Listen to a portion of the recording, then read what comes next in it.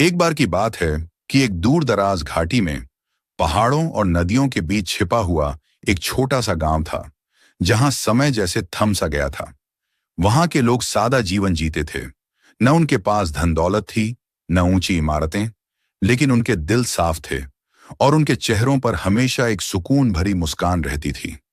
इस गांव के किनारे एक प्राचीन और जर्जर पुस्तकालय था, जिसे वर्षों से किसी ने नहीं छुआ था, क्योंकि लोगों का मानना था कि वहां भूत प्रेत बसते हैं। लेकिन एक दिन एक अनाथ लड़की, जिसका नाम नायला था, जिज्ञासा के कारण उस पुस्तकालय में प्रवेश कर गई। नायला बचपन से ही बहुत अकेली थी। उसके माता पिता एक तूफान में मारे गए थे और तब से वह गांव के बुजुर्गों की देखरेख में पली बड़ी थी। नायला को किताबों से बेहद लगाव था। जब भी वह उदास होती, किसी कोने में बैठकर पढ़ना शुरू कर देती। इसी लगाव ने उसे उस पुराने पुस्तकालय तक पहुंचा दिया। अंदर जाते ही उस पर एक अजीब सी खामोशी छा गई। चारों ओर धूल मकड़ी के जाले और पुरानी लकड़ी की महक फैली हुई थी, मगर एक कोने में एक चमकती हुई किताब रखी थी, जो बाकी सभी किताबों से अलग लग रही थी। जैसे जैसे नायला उसके पास गई, उस किताब की रोशनी और भी तेज होने लगी। उसने कांपते हाथों से किताब खोली तो पहला पन्ना खाली था, लेकिन जैसे ही उसने दूसरा पन्ना पलटा, एक तेज रोशनी की चमक के साथ किताब के अंदर से एक नन्ही सी परी बाहर निकल आई। वह आसमानी नीले रंग के वस्त्रों में लिपटी हुई थी। उसके पंख चांदनी की तरह चमक रहे थे और उसकी आवाज किसी बहती नदी जैसी कोमल और मधुर थी। उसने नायला की ओर देखकर मुस्कुराते हुए कहा, धन्यवाद, तुमने मुझे आजाद किया। नायला हैरान रह गई। तुम कौन हो? परी ने अपने पंख फैलाते हुए कहा, मेरा नाम झरा है और मैं एक जादुई अंगूठी की संरक्षक थी। एक क्रूर जादूगर ने मुझे इस किताब में कैद कर दिया था, क्योंकि मैंने उसकी जादुई शक्तियों को चुराने से रोकने की कोशिश की थी। नायला ने हैरानी से पूछा, जादुई अंगूठी? परी हवा में चक्कर काटते हुए चमकदार रोशनी के साथ एक छोटी सी साधारण सी अंगूठी प्रकट करती है। यह वही अंगूठी है जो पहनने वाले को 3 महान उपहार देती है, ज्ञान, अधिकार और बलिदान की शक्ति। लेकिन इसे सिर्फ वही उपयोग कर सकता है जिसका दिल शुद्ध हो। नायला ने थोड़ा हिचकिचाते हुए पूछा, और अगर किसी गलत इंसान ने इसे पहन लिया तो? परी की आंखों में एक अंधकार छा गया। तब यह अंगूठी उसे पागल कर देगी और वह अपने ही अंदर के अंधेरे में खो जाएगा। परी ने अंगूठी नायला की हथेली पर रख दी। मैंने तुम्हारे दिल में रोशनी देखी है नायला। अब यह तुम्हारी रक्षा करेगी, लेकिन तुम्हें भी इसकी रक्षा करनी होगी। उस दिन के बाद नायला की जिंदगी पूरी तरह बदल गई। अंगूठी ने उसे ऐसी समझदारी और साहस दिया कि वह हर मुश्किल समय में पूरे गांव का मार्गदर्शन करने लगी। जब बाढ़ आई तो नायला ने अंगूठी की मदद से पानी की धारा मोड़ दी। जब अकाल पड़ा तो उसने अंगूठी की शक्ति से जमीन को उपजाऊ बना दिया। गांव वाले अब उसे सिर्फ एक लड़की नहीं, बल्कि एक वरदान मानने लगे थे। लेकिन जैसे हर रोशनी के पीछे एक परछाई होती है, नायला की प्रसिद्धि ने अंधेरे को भी अपनी ओर खींच लिया। दूर दराज की जगहों से लालची जादूगर, शिकारी और शक्ति के भूखे राजा उस अंगूठी को पाने के लिए निकल पड़े। उनमें सबसे खतरनाक था मीरान, अंधकार का सरदार, जो सदियों से जादुई वस्तुएं चुराकर अपनी सत्ता को शक्तिशाली बनाता आ रहा था। मीरान ने नायला के गांव पर हमला कर दिया। उसके साथ सैकड़ों जिन्न, साए और चमगादड़ों जैसी भयानक प्रजातियां थीं। वह पूरे गांव को आग के हवाले कर अंगूठी छीनना चाहता था। नायला ने अंगूठी को छुपा दिया और गांव वालों को एक सुरक्षित स्थान पर पहुंचा दिया, लेकिन वह जानती थी कि अब लड़ाई टाली नहीं जा सकती। उसी रात परी झरा एक बार फिर प्रकट हुई। उसके चेहरे पर चिंता साफ झलक रही थी। नायला, अब समय आ गया है कि तुम अंगूठी की आखिरी शक्ति का उपयोग करो, बलिदान। नायला ने समझते हुए सिर हिलाया। अगर मुझे अपनी जान देकर सबको बचाना पड़े तो मैं तैयार हूं। जहरा ने अंगूठी की रोशनी को नायला के दिल से जोड़ दिया। जब मीरान ने आखिरी वार किया, नायला ने अपनी आंखें बंद की और दिल से एक दुआ मांगी। एक जोरदार धमाके के साथ रोशनी का एक स्तंभ आकाश से धरती तक उतर आया। मीरान और उसकी पूरी सेना अंधेरे में समा गई। उनके अस्तित्व का कोई भी चिन्ह बाकी नहीं रहा। जब सब कुछ समाप्त हुआ, नायला जमीन पर बेहोश पड़ी थी। गांव वाले दौड़ते हुए आए और जहरा उनके बीच खड़ी थी, चुपचाप आंसू बहा रही थी।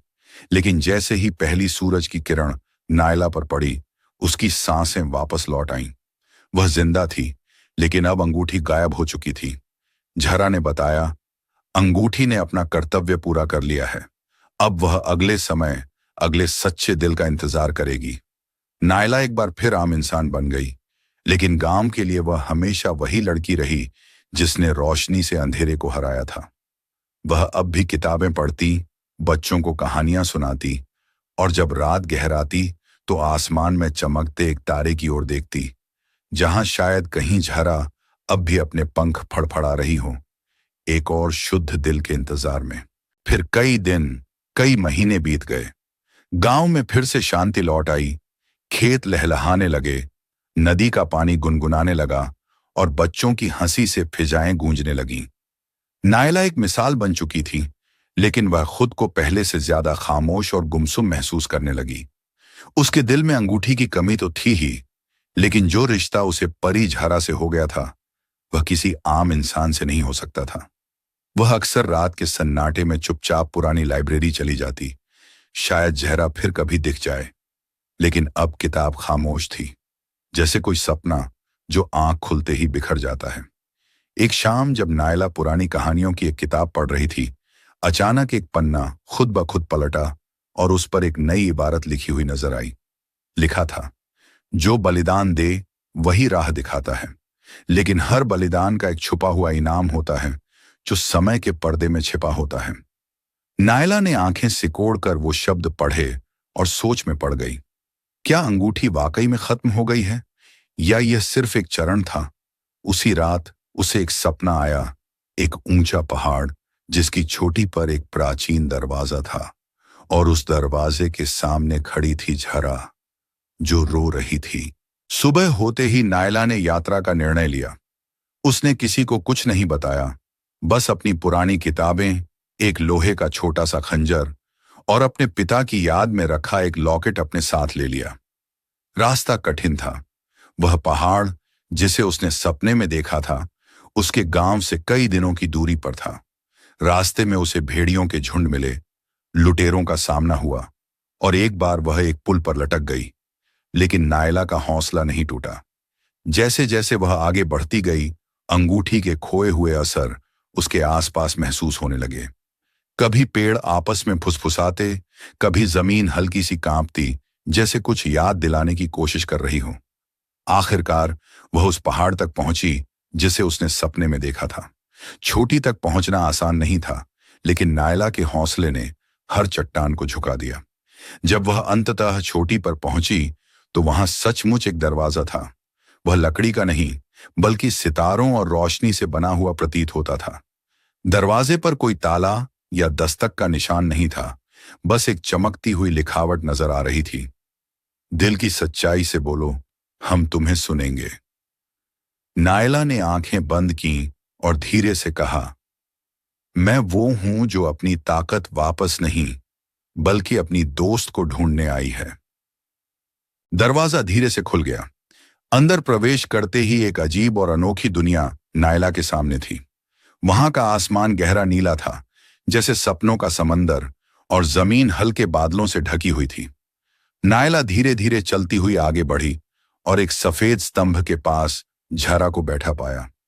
वह थकी हुई लग रही थी, उसके पंख मुरझाए हुए थे, और उसके चेहरे पर वो चमक नहीं थी जो नायला ने पहली बार देखी थी। जहरा, नायला ने पुकारा।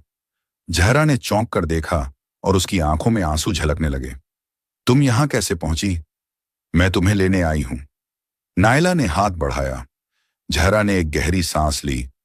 जब तुमने अंगूठी की ताकत बलिदान की, उसने मुझसे मेरी आखिरी जादुई शक्ति भी ले ली। अब मैं सिर्फ एक सामान्य परी हूं और इस दुनिया से बाहर नहीं जा सकती। नायला ने उसकी ओर बढ़ते हुए कहा, तो फिर हम दोनों यहीं रहेंगे जब तक तुम फिर से चमकने न लगो। लेकिन अचानक फिजा में हलचल होने लगी। बादलों की परतें फटने लगीं और एक रहस्यमयी आवाज गूंजी, बलिदान की सच्चाई समय के साथ पूरी होती है। जिसने प्रेम से दोस्ती को चुना वही अंगूठी का सच्चा वारिस है। उसी पल नायला की हथेली में फिर वही अंगूठी प्रकट हो गई, लेकिन अब वो साधारण नहीं थी, बल्कि उस पर नन्हे सितारों की चमक थी। जहरा की आंखों में फिर से रोशनी भर आई और उसके पंख फिर से जगमगाने लगे। यह अंगूठी अब तुम्हारे भीतर है नायला, तुम्हारी रोशनी स्वयं एक जादू है, जहरा ने कहा। नायला मुस्कुराई और दोनों ने एक दूसरे का हाथ थामे उस जादुई दुनिया से लौटने का रास्ता खोजा। लेकिन वे जानती थीं कि यह सफर अब खत्म नहीं हुआ है, बल्कि असली कहानी तो अब शुरू हुई है। जंगल और पहाड़ों की सरहद पार करके जब नायला और जहरा अपनी दुनिया में वापस आईं, तो हर चीज बदली बदली सी लग रही थी। गांव के लोग उनकी वापसी पर हैरान थे, मगर उनकी आंखों में जो शांति और मौन गरिमा थी, उसने सबको समझा दिया कि ये केवल दो लड़कियां नहीं हैं, ये कुछ बहुत बड़ा करके लौटी हैं। लेकिन नायला के दिल में एक अजीब सा एहसास था, जैसे अभी सब पूरा नहीं हुआ है। वो जानती थी कि जादुई अंगूठी जो अब उसकी आत्मा से जुड़ी हुई थी, सिर्फ एक माध्यम थी, मकसद कहीं और था। एक रात जब वह अपनी पुरानी किताबों को समेट रही थी, एक अचानक धमाके से उसके कमरे की दीवार हिल उठी। हवा में सुनहरी चिंगारियां लहराने लगी और एक पारदर्शी रोशनी में एक अजनबी प्रकट हुआ। वह लंबा था, सफेद चमचमाते वस्त्रों में लिपटा हुआ, और उसकी आंखें किसी गहरे समंदर जैसी नीली थीं। मैं ऑर्फियस हूं, देवताओं का अंतिम संरक्षक। उसकी आवाज जैसे सदियों पुरानी किसी गूंज की तरह थी। तुमने वह अंगूठी प्राप्त की है जो स्वर्गीय संधि की रक्षक थी। तुमने उसे बलिदान, मित्रता और सच्चाई के माध्यम से जागृत किया है। लेकिन अब प्राचीन देवता जागने लगे हैं, वे जो 1000 वर्ष पहले निद्रा में भेज दिए गए थे, क्योंकि उनकी शक्ति इंसानों के लिए बहुत अधिक थी। नायला ने हैरानी से पूछा, पर मैं क्या कर सकती हूं? मैं तो बस एक साधारण लड़की हूं। अब तुम सिर्फ वह नहीं हो, तुम अंगूठी की स्वामिनी हो, और वह तुम्हें उस द्वार तक ले जाएगी जहां देवताओं की नींद टूटी है। तुम्हें एक नई यात्रा पर निकलना होगा, न सिर्फ अपने लिए, बल्कि उस संतुलन को बनाए रखने के लिए जो दुनिया की हर एक जिंदगी में सांस लेता है। जहरा अब तक चुप खड़ी थी, पर अब उसने नायला का हाथ थाम लिया। मैं तुम्हारे साथ हूं, चाहे रास्ता कोई भी हो, हम साथ चलेंगे। और इस तरह नायला और जहरा ने एक नई यात्रा की शुरुआत की। अंगूठी की रोशनी ने उन्हें एक प्राचीन नक्शा दिखाया, जिसे कभी परियों और इंसानों के साझा रक्षकों ने बनाया था। इस नक्शे में 7 द्वार दर्शाए गए थे, जिनमें से हर एक पर एक देवता सो रहा था, और हर द्वार की रक्षा एक अलग तत्व करता था। जल, अग्नि, वायु, पृथ्वी, छाया, प्रकाश और समय। पहला द्वार था जल महाराब, जो एक गहरे नीले समंदर के बीच स्थित एक गुफा में छिपा हुआ था। वे दोनों उस गुफा तक पहुंची, पर द्वार की रक्षा कर रही थी आबी नारी, एक सदियों पुरानी आत्मा जो केवल उन्हें आगे जाने देती थी, जिनके भीतर कभी स्वार्थ न बसा हो। नायला ने अपनी कहानी सुनाई, अपनी मां को खोना, अंगूठी का बलिदान देना और एक मित्र के लिए सब कुछ न्यौछावर करना।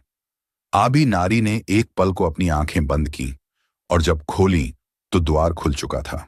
अंदर नीली लपटों के बीच एक देवता दिखाई दिया, लंबे सफेद बाल, शरीर से हल्की जल की महक और आंखें बंद। जैसे ही नायला आगे बढ़ी, देवता की आंखें खुल गईं। क्या तुम वही हो जो मुझे नींद से जगाने आई हो?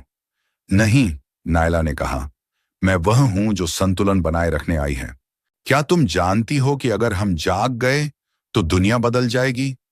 मैं जानती हूं, लेकिन वह पहले ही बदल रही है। तुम्हारी नींद ने इंसानों को शक्तिशाली मगर निर्दयी बना दिया है। अब तुम्हें जागकर रास्ता दिखाना होगा। देवता ने सिर हिलाया और उसके साथ ही पानी की लहरों में रोशनी की एक लहर फैल गई। पहला द्वार पूरा हुआ, लेकिन यह सिर्फ शुरुआत थी। आगे 6 द्वार बाकी थे, और हर एक पिछले से ज्यादा खतरनाक, ज्यादा रहस्यमय और परीक्षा से भरा हुआ था। नायला और जहरा पहला द्वार पार कर चुकी थीं। उनकी आत्माओं में एक नई ताकत की लहर दौड़ रही थी, जैसे उन्होंने खुद को फिर से ढूंढ लिया हो। लेकिन उन्हें यह पता था कि रास्ता अभी लंबा है। अंगूठी की रोशनी ने अब एक नया रास्ता दिखाया।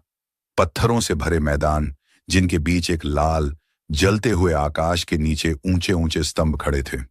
इस जगह का नाम था शोलाजार, दूसरा द्वार, जो आग के देवता की नींद का रक्षक था। उनकी यात्रा एक जलते सूरज के नीचे से शुरू हुई।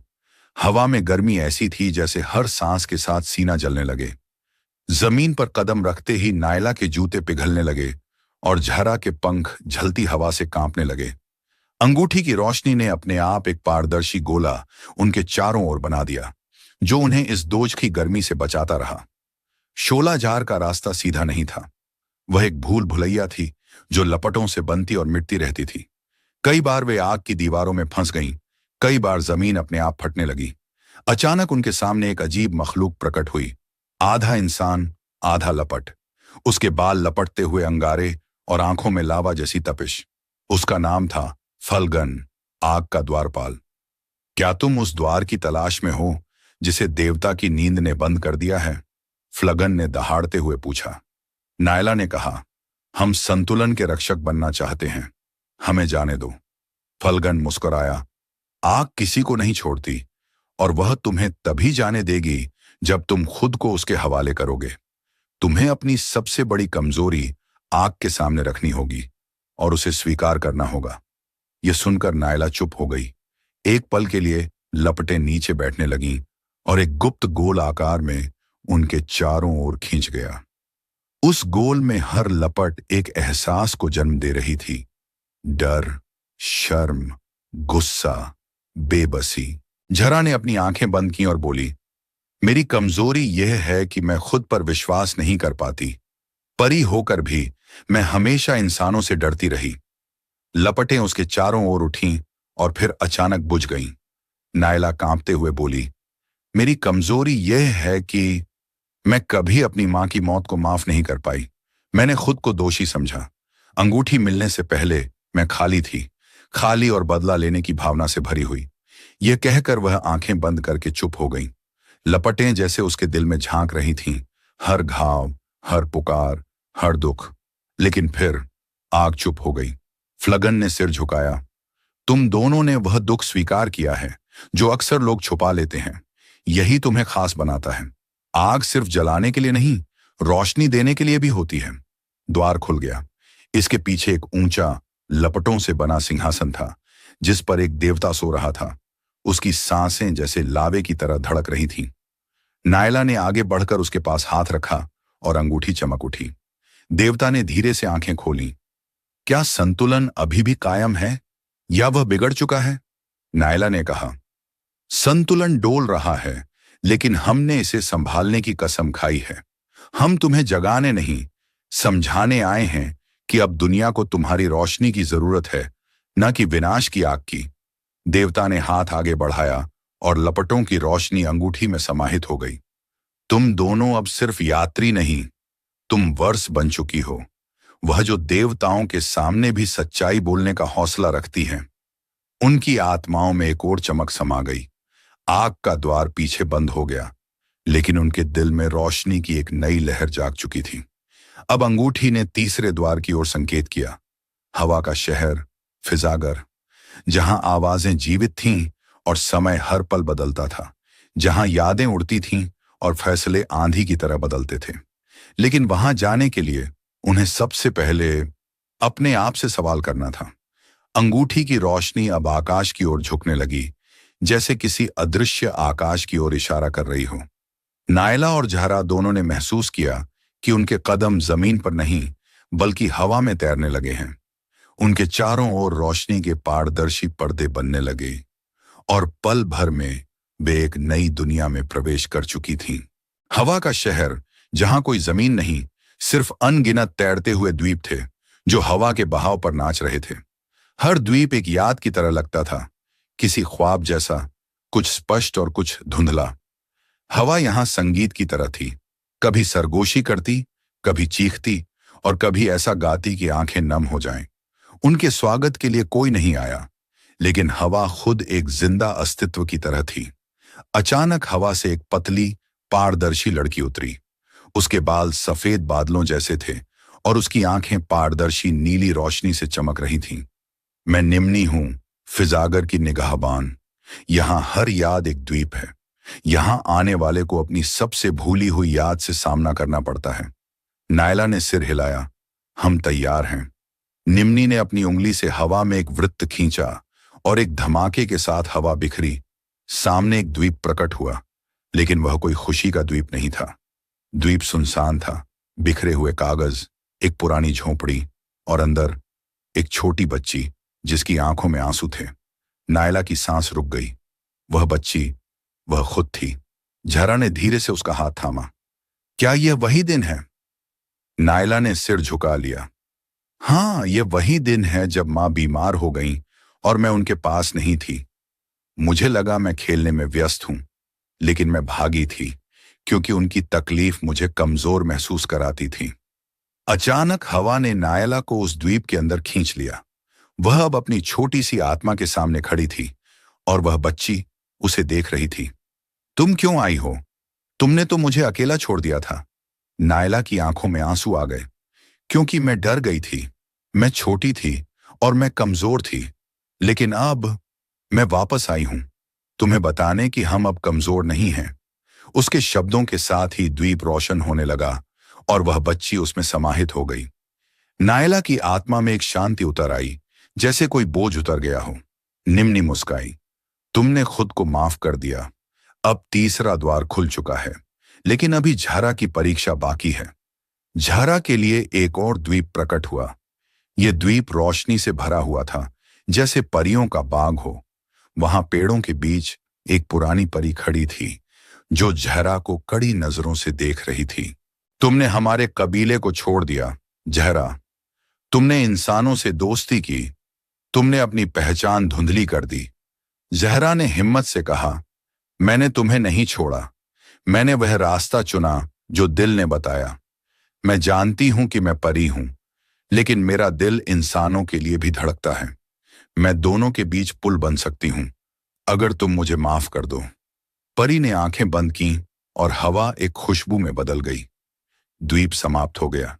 जहरा ने आंखें खोली और वह निम्नी के पास वापस खड़ी थी। तुम दोनों ने समय और यादों की परीक्षा को सफलता से पास किया। देवता जाग रहे हैं, लेकिन तुम उनके बराबर चलने के काबिल हो रही हो। फिजागर का मुख्य स्तंभ चमकने लगा और हवा की एक रफ्तार के साथ चौथा द्वार खुल गया। वहां एक गुनगुनाहट सुनाई दी, जैसे बादलों में कोई महान अस्तित्व करवट ले रहा हो। अब अगला द्वार था पृथ्वी का सीना, पत्थरदर, जहां चट्टानें बोलती थीं और समय स्थिर हो जाता था, जहां हर कदम के नीचे कोई राज दबा होता और जहां नायला को अपनी तकदीर का सबसे बड़ा संकेत मिलने वाला था। पत्थरदर एक ऐसी जगह जहां समय स्थिर हो जाता है और हर चट्टान एक कहानी सुनाती है। जैसे ही नायला और झरा चौथे द्वार से गुजरकर अंदर पहुंचे, पृथ्वी ने एक भारी सांस ली। पहाड़ों की गूंज ने उनके दिलों की धड़कन के साथ संगत कर ली और अंगूठी की रोशनी जैसे मंद हो गई, ना खत्म होने के लिए बल्कि गहराई में उतरने के लिए। यह वह स्थान था जहां अंगूठी पहली बार बनी थी। एक घाटी के बीच चारों ओर से ऊंची चट्टानें उन्हें घूर रही थीं। उनके बीच एक प्राचीन स्तंभ खड़ा था, जिस पर युगों पुरानी भाषा में कुछ खुदा हुआ था। जैसे ही नायला ने आगे कदम बढ़ाया, स्तंभ की धड़कन शुरू हो गई और भूकंप जैसी हल्की घुनघुनाहट के साथ एक गुफा खुल गई। अंधेरा नहीं था, लेकिन रोशनी का भी कोई स्पष्ट स्रोत नहीं था। बस एक नरम सुनहरी चमक हर तरफ तैर रही थी। अंदर एक पत्थर का फर्श था और उसके बीचों बीच एक तख्ती पर वही अंगूठी रखी थी। लेकिन यह अंगूठी वह नहीं थी जो नायला के पास थी। यह पहली अंगूठी थी, वह जो सभी अंगूठियों की मां कहलाती थी। नायला की अंगूठी उसकी सिर्फ एक चमक थी, एक झलक, एक निशान। नायला जैसे किसी और ही शक्ति से खींचती चली गई।